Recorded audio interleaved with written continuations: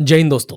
आज के इस वीडियो में हम कंपेयर करने वाले हैं नर्सिंग, फार्मेसी एंड रेडियोलॉजी को। And this is the ultimate comparison. अगर आप इस वीडियो को एंड तक देखते हो तो मैं इस चीज़ की गारंटी देता हूं कि आपको इन तीनों ही कोर्सेज में से कोई एक कोर्स चूज करने की क्लैरिटी बहुत अच्छे से मिल जाएगी। बिना किसी टाइम वेस्ट किए हम स्टार्ट करते हैं। देखो, हमने यहाँ पर लिखा हुआ है नर्सिंग, फार्मेसी और रेडियो, और एक साइड पे इसके फीचर्स लिखे हुए हैं, मतलब आपको किस में क्या मिलने वाला है, किस टाइप का चीज़ मिलने वाली है। तो अगर आपको कोई क्वेश्चन है तो वो कमेंट करके आप ज़रूर पूछना। चलिए, इसमें अपने प्रोफाइल को कर देता हूँ ऊपर और बताना शुरू करता हूँ आपको मेन चीज़ों के बारे में। देखो, अगर हम नर्सिंग की बात करते हैं दोस्तों, तो इसमें हमारा मेन फोकस क्या रहने वाला है, क्या चीज़ें हमें मिलने वाली हैं। इसमें सबसे पहले अगर हम देखें मेन फोकस के बारे में, तो डायरेक्ट पेशेंट केयर हमें नर्सिंग के फील्ड में देखने के लिए मिलती है। अगर आप नर्सिंग चूज़ करते हो तो आपका सारा दिन जॉब में वो पेशेंट केयर के आसपास ही बीतता है। If you talk about pharmacy, मैं ये क्यों बता रहा हूँ, क्योंकि आपको ये पता होना चाहिए किस कोर्स को करने के बाद आपको किस तरीके का वर्क एनवायरनमेंट मिलने वाला है, आप क्या काम करने वाले हो, ये जानना आपके लिए ज़रूरी है। कहीं ऐसा ना हो बाद में आप बोलो कि मेरे को तो ये पेशेंट केयर वेयर अच्छा नहीं लगता है, मुझे नहीं पसंद आ रहा है, इस वजह से ये जानना ज़रूरी है। अच्छा, फार्मेसी की अगर हम बात करें तो आपको इसमें बहुत ही लो पेशेंट इंटरेक्शन देखने के लिए मिलता है इन हॉस्पिटल्स। अगर हम रियल लाइफ की बात करें तो इसमें आपको मेनली क्या चीज़ पढ़ाई जाती हैं या सिखाई जाती हैं, या जॉब में आपका क्या रहेगा, या तो फार्मास्यूटिकल कंपनीज़ जो हैं उनमें मेडिसिन कैसे बनती है, प्रोडक्शन कैसे होती है, किस ड्रग का केमिकल कॉम्पोजिशन क्या है, ये सब कुछ आपको बी फार्मेसी या फार्मास्यूटिकल कोर्स जो भी होते हैं उनमें पढ़ाने के लिए मिलता है। अभी मैं ये भी बताऊँगा कि किसमें क्या क्या बेस्ट कोर्सेज़ हैं। ऐसा नहीं है कि नर्सिंग की बात कर रहे हैं तो सारे ही नर्सिंग इसमें आ गए। जो अच्छे ऑप्शन है जैसे बीएससी है, एएनएम, जीएनएम, ये सब रहता है। फार्मेसी में ये हो गया। अगर हम बात करें रेडियोलॉजी के बारे में, तो ये थोड़ा सा कोर्स दोस्तों कैसा हो जाता है, टेक्निकल कोर्स है। फिज़िक्स भी ज़रूरी होती है इसको करने के लिए। किसी भी कॉलेज से आप कर रहे हो तो फिज़िक्स भी होने आपको समझ में आनी चाहिए, क्योंकि एमआरआई, सीटी स्कैन, यूएसजी, सब ये फिज़िकल लॉज के ऊपर बेस्ड होते हैं। तो थोड़ा सा टेक्निकल लेवल का कोर्स है। पेशेंट इंटरेक्शन आपका सिर्फ इसमें इतना होता है कि लेट जाओ, आप अपना एक्सरे जो भी करना है आपको कर लोगे, खुद से रिपोर्ट बना लोगे। इतना पेशेंट इंटरेक्शन रहेगा तो हम उसको लॉ में ही काउंट करते हैं। तो अगर आपको पेशेंट केयर पसंद है तो आप नर्सिंग में जाओ, अगर आपको थोड़ा सा मॉडरेट रखना है तो आप फार्मेसी या रेडियोलॉजी में जा सकते हो। अभी बात करते हैं वर्क के बारे में, बताने से पहले कि एक्चुअल में क्या वर्क आपको करने के लिए मिलेगा या कैसा वर्क रहेगा, उसको बताने से पहले मैं आपको ये बता देना चाहता हूँ। नर्सिंग अगर आप करना चाहते हो तो आपके पास में कुछ ऑप्शंस हैं। आप बीएससी नर्सिंग कर सकते हो अगर आपको यूजी यानी कि पूरा अंडर ग्रेजुएशन डिग्री करनी है, या फिर आप अगर डिप्लोमा करना है तो आप एएनएम, जीएनएम या गर्ल्स के हिसाब से जो है वो कर सकते हो। ये डिप्लोमा आप कर सकते हो नर्सिंग के लिए। फार्मेसी की अगर हम बात करें तो जो इसमें जो बेस्ट कोर्सेज अवेलेबल हैं दोस्तों, अभी के टाइम पर सबसे बेस्ट है इसमें अवेलेबल हमारे पास में, आपने शायद नाम नहीं सुना होगा। अगर आपने पहली बार इस नाम को सुन रहे हो तो कमेंट करके बताना कि यस, ये नाम मैंने पहली बार सुना है। कोर्स का नाम है फार्म डी। आपने सुना होगा बी फार्मेसी, सुना होगा डी फार्मेसी, सुना होगा जो कि डिप्लोमा होता है। ये एक अलग कोर्स है जिसका नाम है फार्म डी। क्या नाम है इस कोर्स का? Pharm D. Doctor of pharmacy इसे कहा जाता है। इसके बाद में इसमें बी फार्मा का एक ऑप्शन आ जाता है, फिर इसमें डिप्लोमा है, डी फार्मा वो आ जाता है, या कई जगहों पर बीएससी फार्मेसी भी चलता है। रेडियोलॉजी की बात करें तो कई जगहों पर बीएमआरआईटी के नाम से कोर्स होता है, बीएससी रेडियोलॉजी होता है, डीएमआरआईटी होता है, diploma in radio imaging technology. ये कुछ कोर्सेज होते हैं रेडियोलॉजी में। नाउ लेट्स टॉक अबाउट कि भैया हमें कैसा वर्क देखने के लिए मिलेगा इनमें से कौन से वाले ऑप्शन में। अगर हम वर्क की बात करते हैं तो नर्सिंग में देखो, जैसा कि हमने बताया डायरेक्ट पेशेंट केयर है। आपकी ड्यूटी रहेगी हॉस्पिटल्स में। आप सुबह में मॉर्निंग में ज्वाइन कर रहे हैं तो 7 से लेके शाम को 6, 7, 8 बजे तक बहुत ज़्यादा वर्कलोड आपको इसमें मिलने वाला है वर्क। अगर हम फार्मेसी की बात करें तो इसमें कुछ ऐसे वर्क मिल सकते हैं आपको, जैसे कि आप किसी फार्मास्यूटिकल कंपनी में चले गए हो तो वहाँ पर आपको मेडिसिन प्रोडक्शन का वर्क मिल सकता है। कोई एक डिजीज़ के प्रोडक्शन लाइन पे आपको लगाया जा सकता है, उनकी क्वालिटी चेक करने के लिए लगाया जा सकता है। इनके बारे में भी डिटेल में मैं बताऊंगा। सबसे पहले आप ये कमेंट करके बताना आपको अभी तक कौन सा सबसे बेस्ट लगता था इस वीडियो से पहले, नर्सिंग, फार्मेसी या रेडियोलॉजी। और चॉकटॉक.online इंस्टाग्राम पर भी फॉलो कर लेना। रेडियोलॉजी की बात करें तो आपके जो इक्विपमेंट्स हैं उन सबको आपको हैंडलिंग का वर्क मिलता है, उन सब कुछ यूज़ करने का, चलाने का वर्क मिलता है। यूएसजी मशीन है, एक्सरे मशीन है, सीटी स्कैन मशीन है, ये सब कुछ है। अच्छा, यहाँ पर एक चीज़ और हमें देखने के लिए मिलती है दोस्तों, वो है फिज़िक्स। देखो, फिज़िक्स, केमिस्ट्री, बायो, पीसीबी करने के बाद में आप इन किसी भी कोर्सेज़ में एडमिशन ले सकते हो बायो के कोर्स में। लेकिन द थिंग इज़, पीसीबी करने के बाद अगर बायोलॉजिकल कोर्सेज़, मेडिकल कोर्सेज़ में जा रहे हो तो उसके बाद भी फिज़िक्स रिक्वायर्ड है या नहीं? देखो, नर्सिंग में तो कोई फिज़िक्स रिक्वायर्ड नहीं है। फार्मेसी में बहुत ही ज़्यादा मॉडरेट हम कह सकते हैं कोई फिज़िक्स रिक्वायर्ड हो, वो भी किस टाइम पर? कोई मेडिसिन प्रोडक्शन चल रहा है, उसकी मशीनरी है, कोई किसी लॉ पे वर्क कर रही है, लॉ, उस केस में बहुत मॉडरेट हो सकता है, ना भी नहीं भी आएगा चलेगा आपको। लेकिन रेडियोलॉजी में आपको बहुत अच्छी खासी फिज़िक्स आनी चाहिए, तब आप रेडियोलॉजिकल जितने भी स्टडीज़ हैं, उनके मशीनरीज़ हैं, उनको आप ऑपरेट कर सकते हो, वो आपको करना आना चाहिए। एक ऑप्शन स्टूडेंट्स पूछते हैं, कॉमन क्वेश्चन होता है बच्चों का कि सर ये करने के बाद में हम इसमें हायर स्टडीज़ में जा सकते हैं या नहीं? तो यस, आप नर्सिंग करने के बाद बीएससी नर्सिंग, उसके बाद आप एमएससी नर्सिंग, उसके बाद आप पीएचडी वगैरह भी कर सकते हो, कोई प्रॉब्लम नहीं है। फार्मेसी में भी बहुत बेस्ट ऑप्शंस हैं, चाहे आप फार्मडी करो। अच्छा, फार्मडी के बारे में एक बात मैं आपको बता देता हूँ, एक और इम्पोर्टेंट बात। फार्मडी जो होता है ना, वो आपका ऐसे समझ लो यूजी प्लस पीजी एक इंटीग्रेटेड कोर्स है, एमडी लेवल का कोर्स है। जो भी एमबीबीएस के बाद एमडी करते हैं ना, एमडी लेवल का एक कोर्स है। तो इसमें यूजी और पीजी दोनों इंक्लूड होते हैं। उसके बाद आप फार्मडी के बाद डायरेक्ट पीएचडी कर सकते हो। तो मेरे को आपको एक होमवर्क देता हूँ मैं, फार्मडी का मेरे को ड्यूरेशन बताओ, क्योंकि उसमें यूजी और पीजी इंक्लूडेड है। तो आप इसका ड्यूरेशन बताओ, डॉक्टर ऑफ फार्मेसी का कितना ड्यूरेशन है। रेडियोलॉजी की अगर हम बात करें तो इसमें यस, आप पीजी कर सकते हो प्लस पीएचडी भी कर सकते हो। हायर स्टडीज़ आपको सब में अच्छी देखने के लिए मिल जाती हैं, कोई प्रॉब्लम इसमें नहीं होगी।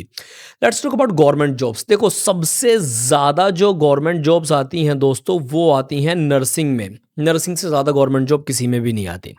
सेकंड नंबर पर यस, फार्मेसी में काफ़ी ज़्यादा जो है वो आती हैं गवर्नमेंट जॉब्स, मॉडरेटली आती हैं इसमें भी। और सबसे कम जो आती हैं वो रेडियोलॉजी में गवर्नमेंट जॉब आती हैं रेडियो में भी मिल जाएगी आपको भी, कोई प्रॉब्लम नहीं है अगर आप मेहनत करते हो। लेकिन जो फ्रीक्वेंसी है वो as compare to nursing and pharmacy कम है, इसीलिए हम इसको जो सच बात है वो लो ही लिखेंगे। इसके बाद प्राइवेट जॉब की बात करते हैं। देखो, प्राइवेट जॉब सबसे ज़्यादा जल्दी जो मिलती है वो मिलती है किसमें? नर्सिंग में। और अगर हम बात करें फार्मेसी की, तो नर्सिंग के बाद जिसमें जल्दी प्राइवेट जॉब मिल जाती है, यस, वो फार्मेसी में है, वो मिल जाती है। तो ये इसका जो लेवल है ये थोड़ा सा मॉडरेट है। सबसे थोड़ा सा मुश्किल जो जॉब मिलनी होती है वो किस में होती है? रेडियोलॉजी में। उसके कई सारे रीजंस हैं। एक तो आजकल रेडियोलॉजी बहुत स्टूडेंट्स करने लगे हैं, एक ये रीज़न है। दूसरा रीज़न ये है कि रेडियोलॉजिकल जो सेंटर्स हैं वो काफ़ी ज़्यादा कम हैं। और जो तीसरा रीज़न है दोस्तों वो ये है, रेडियोलॉजी जो है वो बहुत ही एक टेक्निकल कोर्स है।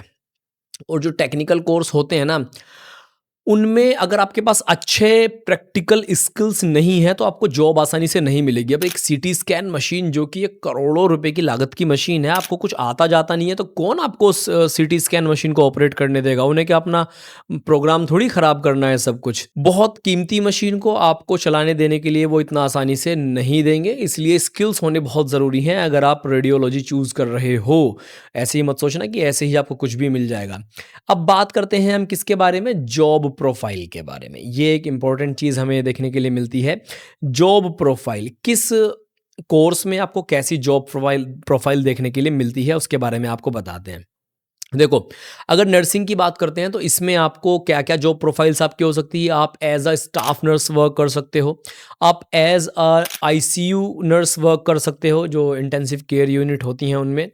ओटी में, ऑपरेशन थिएटर में, जो ओटी का मतलब ऑपरेशन थिएटर, इसमें आप एज अ नर्स वर्क कर सकते हो। उसके बाद आपने नर्सिंग कर ली है, आप नीट वाले बच्चों को पढ़ा सकते हो कोचिंग्स में, या आप आपने बीएससी नर्सिंग, एमएससी नर्सिंग वगैरह कर ली है तो आप कॉलेजेस में पढ़ा सकते हो। किसको?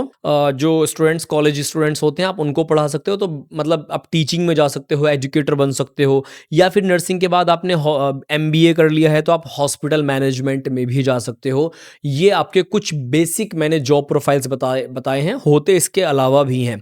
ऐसे ही फिर टॉक अबाउट फार्मेसी, तो इसमें you can work as a pharmacist, चाहे वो प्राइवेट हो, गवर्नमेंट हो। गवर्नमेंट जॉब अगर आप मिल जाती है तो वहाँ पर भी फार्मासिस्ट के तौर पे काम कर सकते हो। ड्रग इंस्पेक्टर के तरह से काम कर सकते हो, मेडिकल रिप्रेजेंटेटिव एमआर जिन्हें बोलते हैं, प्रोडक्शन ऑफिसर जो कि आपका फार्मास्यूटिकल कंपनीज में मेडिसिन प्रोडक्शन होता है वहाँ पर प्रोडक्शन ऑफिसर के तौर पे काम कर सकते हो, quality control assistant, quality control manager, quality analysis manager, quality analysis assistant, quality QC QA में आप जा सकते हो फार्मेसी करने के बाद फार्मास्यूटिकल कंपनीज में।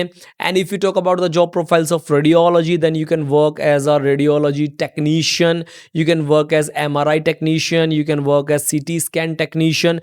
These are a very few job profiles. इनके अलावा भी आप बहुत कुछ कर सकते हो इन सभी फील्ड में।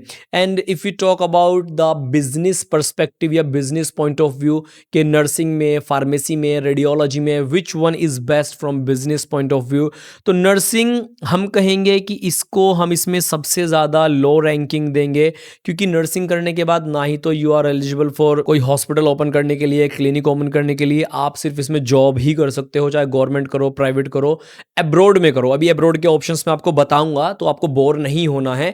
मुझे एक क्वेश्चन का आंसर और दो आप क्या कोई ऐसा कोर्स सर्च कर रहे हो 12th क्लास के बाद में जिसे करने के बाद आप अब्रॉड में जॉब कर सको, क्योंकि उसका आंसर अभी आपको इस वीडियो में आगे मिलने वाला है। तो आप बिजनेस पॉइंट ऑफ व्यू से देखेंगे, सबसे लो जो हमने रैंकिंग रखी है वो नर्सिंग की रखी है, सबसे जो हाई रैंकिंग हमने रखी है वो किसकी रखी है, बी फार्मा वालों की रखी है या फार्म डी वालों की रखी है, डॉक्टर ऑफ फार्मेसी।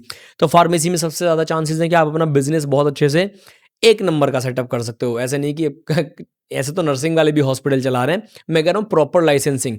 आपको बी फार्मा करने के बाद अपना एक फार्मास्यूटिकल फार्मेसी का आपको लाइसेंस मिल सकता है, आप फार्मास्यूटिकल कंपनी या मेडिसिन प्रोडक्शन वगैरह का कुछ लगा सकते हैं, उसका लाइसेंस मिल सकता है। तो ये सबसे बेस्ट माना जाता है खुद के बिजनेस चलाने के लिए। And if you talk about radiology, तो रेडियोलॉजी में भी देखो डायरेक्ट तो लाइसेंस आपको नहीं मिलेगा, डायरेक्ट लाइसेंस आपको नहीं मिलेगा कोई भी आपको डायग्नोस्टिक लैब लगाने का, लेकिन आप किसी एमबीबीएस वाले डॉक्टर का जो है वो डिग्री के ऊपर अपना डायग्नोस्टिक लेबोरेटरी चला सकते हो। सेम गोज विद नर्सिंग, आप किसी एमबीबीएस डॉक्टर्स को हायर करके और अपना हॉस्पिटल खुद का रन कर सकते हो अगर आप करना चाहते हो। चलिए कुछ और इंपॉर्टेंट फीचर्स के बारे में बात कर लेते हैं जो अक्सर लोग पूछते हैं, सैलरी के बारे में कि हमारी सैलरी कितनी होने वाली है, चाहे हम नर्सिंग करें, चाहे फार्मेसी करें, चाहे हम रेडियोलॉजी करें, तो सैलरी कितनी होने वाली है। तो दोस्तों स्टार्टिंग सैलरी चाहे हम नर्सिंग की बात करें, फार्मेसी, रेडियो की, तो 15,000 के आसपास से स्टार्ट हो जाएगी, 35,000 तक जाती है। ये कंडीशन है किसके बारे में, फ्रेशर्स के बारे में। अगर आप एक फ्रेशर हैं, अगर आप टायर 1 सिटीज के भी टॉप के हॉस्पिटल्स में चले जाते हो तो ये सैलरी आपकी 50K तक जा सकती है, बट आपको उसके लिए थोड़े से अच्छे स्किल्स होने चाहिए, आपकी पर्सनैलिटी बहुत अच्छी होनी चाहिए, भले ही आप फ्रेशर हैं। तो सेम ये सैलरी जो है फार्मेसी में भी और यही रेडियोलॉजी में भी। और अगर आप किसी टायर 3 सिटीज़ में जाते हैं तो यही सैलरी आपको जो है 10,000 तक मिलेगी। या फिर आप किसी टायर 3 हॉस्पिटल में जाते हैं या डायग्नोस्टिक सेंटर में जाते हैं तो 10,000 तक आपको सैलरी मिलेगी। तो ये भी डिपेंड करता है कि आप वर्क कहाँ पे कर रहे हो। मैं आप लोगों से अक्सर मेरे पुराने वीडियोस आप देखोगे उसमें भी कहता हूँ कि आप स्किल्स के ऊपर वर्क करो। अगर आपके स्किल्स अच्छे हैं तो आपको अच्छी जॉब मिल जाएगी, स्किल्स आपके अच्छे नहीं हैं तो आपको जॉब मिलने में प्रॉब्लम होगी। स्किल्स पे ही डिपेंड करता है कि आपकी सैलरी क्या होने वाली है। अब आप पूछोगे सर कौन से skills, which skills are the most important. सबसे पहला तो 2 तरह की स्किल्स होती हैं, आप देख लो।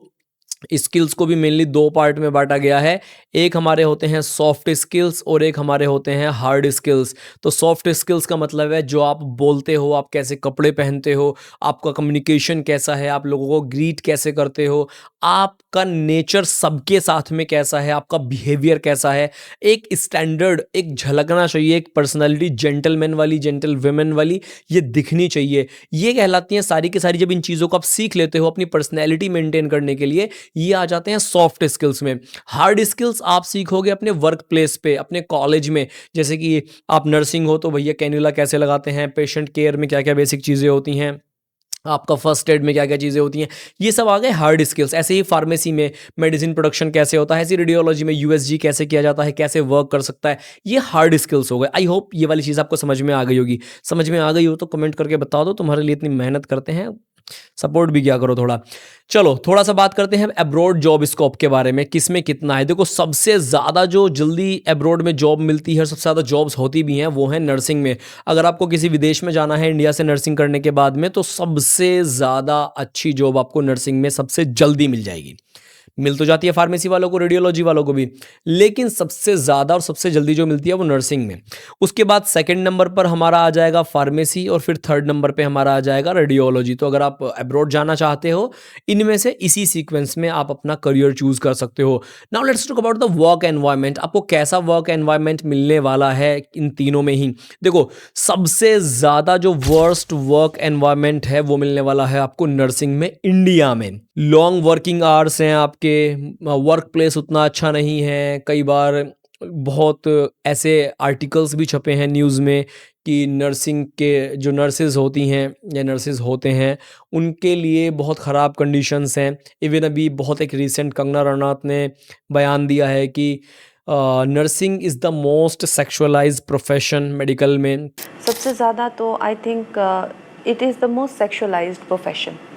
ठीक है, नर्स बोले तो आप जितने हेलोइन में कपड़े पहनना या इस तरह से जोक्स होना या इस तरह से उनको, तो इस तरीके की चीज़ें होती रहती हैं। इंडिया में ख़ास तौर से वर्किंग कंडीशंस बहुत अच्छी नहीं है। अभी वेस्ट बंगाल में केस हुआ था डॉक्टर मोमिता देवनाथ के साथ में।